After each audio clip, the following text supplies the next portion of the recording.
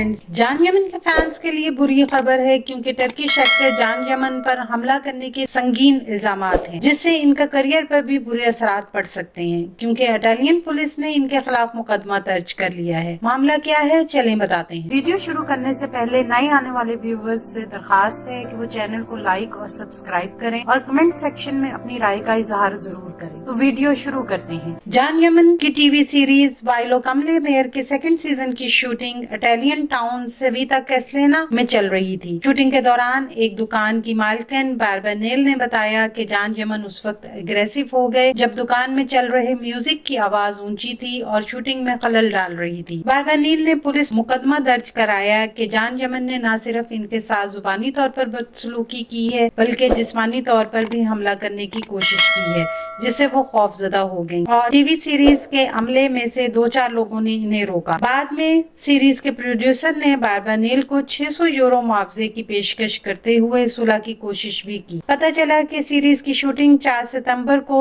सेविता कैसलेना के इलाके में शुरू हुई, जिसके नतीजे में पिज्जा मेलोती और इलाके की कई दुकानों को आर्जी तौर पर बंद किया गया। लेकिन बारबानेल ने कहा कि वो कम आमदनी की वजह से दुकान बंद करने से कासिर थी। उन्होंने इसकी शिकायत म्युनिसिपैलिटी को की मगर नाकामी हुई। उन्होंने कहा कि इस वाकये को दूसरे दुकानदारों ने भी देखा है जो अब अपने बयानात दर्ज करवा रहे हैं। सीरीज के अमले और फिल्म कंपनी के लोगों ने इस सूरत हाल पर तबसरा करने से इनकार कर दिया है। बारबानेल के वकील ने बताया कि मुआवजे की पेशकश बहुत देर से हुई। उन्होंने कहा कि बगैर किसी मुआवजे के दुकानों को बंद कराना गलत था और दुकानों को बंद कराने के बाद होने वाले नुकसानात की तरफ इशारा किया। उन्होंने मजीद कहा कि मेरी मुवक्किल खौफजदा हो गई थी और उन्हें तब तक इमदाद फ्राहम नहीं की गई जब तक उन्होंने पुलिस से राब्ता नहीं किया। इससे पहले भी तुर्की में जान यमन पर जिस्मानी तशद्दुद के इल्जामात लग चुके हैं। उनके खिलाफ इल्जाम था कि उन्होंने सीरीज डजंट लव में अपने साथी अदाकार पर हमला किया था। इसके अलावा एरकंजे कुश की शूटिंग के दौरान एक फैन पर कैमरा फेंकने का भी इल्जाम था, जिसके नतीजे में तुर्की की अदालत ने इन्हें सजा भी सुनाई थी।